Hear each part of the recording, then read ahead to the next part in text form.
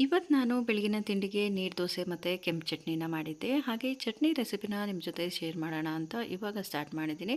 ಹಾಗೆ ಚಟ್ನಿ ಮಾಡೋದಕ್ಕೆ ಒಂದು ಬಾಣಲೆ ತೊಗೊಂಡು ಅದಕ್ಕೆ 1 ಸ್ಪೂನಷ್ಟು ಎಣ್ಣೆ, ಜೀರಿಗೆ, ಕಡಲೆಬೇಳೆ ಹಾಗೆ ಉದ್ದಿನಬೇಳೆನ ಹಾಕ್ಕೊಂಡಿದ್ದೀನಿ. ಅದ್ರ ಜೊತೆಗೆ ಒಂದು 4 ಬೆಳ್ಳುಳ್ಳಿ ಎಸಳು ಹಾಗೆ ಸ್ವಲ್ಪ ಶುಂಠಿನ ಹಾಕ್ಕೊಂಡಿದ್ದೀನಿ. ಹಾಗೆ ಇದನ್ನು ಸ್ವಲ್ಪ ಚೆನ್ನಾಗಿ ಫ್ರೈ ಮಾಡಿಕೊಂಡು ಒಂದು ಹಸಿ ಈರುಳ್ಳಿ ತೊಗೊಂಡು ಈರುಳ್ಳಿನೂ ಸಹ ಚೆನ್ನಾಗಿ ಬಾಡಿಸ್ಕೊಂಡ್ಬಿಡೋಣ. ಈರುಳ್ಳಿ ಬಾಡ್ತಿದ್ದ ಹಾಗೆ ಹಸಿ ಕೊತ್ತಂಬರಿ ಸೊಪ್ಪನ್ನು ಹಾಕಿ ಚೆನ್ನಾಗಿ ಬಾಡಿಸ್ಕೊಳ್ಳಿ. ಇವಾಗ ಇದು ಹಸಿ ಸ್ಮೆಲ್ ಹೋಗೋವರೆಗೂ ನೀಟಾಗಿ ಬಾಡಿಸಿದ ನಂತರ ಒಂದು ಟೊಮೆಟೊನ ತಗೊಂಡಿದ್ದೀನಿ.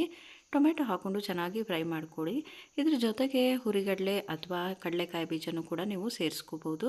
ಹಾಗೆ ಇವಾಗ ಇದಕ್ಕೆ ಜೊತೆಗೆ ಸ್ವಲ್ಪ ಉಪ್ಪನ್ನು ಸೇರಿಸಿದ್ದೀನಿ. ಹಾಗೆ ಬ್ಯಾಡಗಿ ಮೆಣಸಿನ್ಕಾಯನ್ನು ಸೇರಿಸ್ಕೊಂಡಿದ್ದೀನಿ. ಒಣಗಿರೋ ಮೆಣಸಿನ್ಕಾಯಿ ಯಾವುದೇ ಆದರೂ ಸರಿ, ನೀವು ಬೇಡ ಅಂತ ಅಂದರೆ ಹಸಿ ಮೆಣಸಿನ್ಕಾಯಿ ಕೂಡ ಹಾಕೋಬೋದು. ಹಾಗೆ ಸ್ವಲ್ಪ ಹುಣಸೆಹಣ್ಣು, ಟೊಮೆಟೊ ಹಾಕಿರೋದ್ರಿಂದ ಜಾಸ್ತಿ ಪ್ರಮಾಣದ ಹುಣಸೆಹಣ್ಣು ಬೇಕಾಗಿರಲ್ಲ. ಸ್ವಲ್ಪನೇ ಸ್ವಲ್ಪ ಹುಣಸೆಹಣ್ಣು ಹಾಗೆ ಸ್ವಲ್ಪ ಹಸಿ ಕೊಬ್ಬರಿ ಬೇಡ ಅನ್ನೋರು ನಾನು ಹೇಳಿದಾಗೆ ಕಡಲೆಕಾಯಿ ಬೀಜ ಹಾಗೆ ಹುರಿಗಡಲೆ ಬೀಜನೂ ಕೂಡ ಹಾಕೋಬೋದು.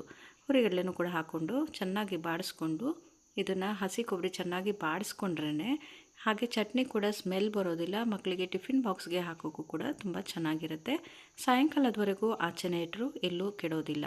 ಇವಾಗ ಇದು ಸ್ವಲ್ಪ ತಣ್ಣಗಾಗಿದೆ. ತಣ್ಣಗಾದ ನಂತರ ಸ್ವಲ್ಪ ನೀರನ್ನು ಸೇರಿಸ್ಕೊಂಡು ಚೆನ್ನಾಗಿ ರುಬ್ಕೊಂಬರಬೇಕು. ರುಬ್ಕೊಂಡಿದ್ದಾಗಿದ ನಂತರ ನಾನು ಒಂದು ಬೌಲ್ಗೆ ಹಾಕ್ಕೊತಾ ಇದ್ದೀನಿ. ಚೆನ್ನಾಗಿ ಹಾಕ್ಕೊಂಡು ಜಾಸ್ತಿ ನೀರಿನ ಏನು ಸೇರಿಸ್ಕೊಳ್ಳೋದು ಬೇಕಾಗಿಲ್ಲ. ಕಡಿಮೆ ಪ್ರಮಾಣದ ನೀರನ್ನು ಸೇರಿಸ್ಕೊಂಡು ಲಾಸ್ಟಲ್ಲಿ ಸ್ವಲ್ಪ ಒಗ್ಗರಣೆ ಹಾಕ್ಕೋಬೇಕಾಗುತ್ತೆ. ಒಗ್ಗರಣೆಗೆ ಸಾಸಿವೆ, ಕರಿಬೇವಿನ ಎಲೆ ಹಾಗೆ ಒಂದು ಒಣಮೆಣಸಿನ್ಕಾಯನ್ನು ಹಾಕ್ಕೊಂಡಿದ್ದೀನಿ. ಈ ಕಡೆ ನಾನು ನೀರು ದೋಸೆ ಹಾಕಿದ್ದೀನಿ. ನೀರು ದೋಸೆ ಜೊತೆಗೆ ಕೆಂಪು ಚಟ್ನಿನ ಸರ್ವ್ ಮಾಡಿದ್ದೀನಿ. ತುಂಬಾ ಚೆನ್ನಾಗಿರುತ್ತೆ ಟೇಸ್ಟು. ನೀವು ಖಂಡಿತ ಟ್ರೈ ಮಾಡಿ. ಹೇಗೆ ಬಂತು ಅಂತ ಕಮೆಂಟ್ ಮೂಲಕ ತಿಳಿಸಿ. ಇನ್ನೊಂದು ಹೊಸ ರೆಸಿಪಿ ಜೊತೆಗೆ ಮತ್ತೆ ಸಿಗ್ತೀನಿ. Thank you.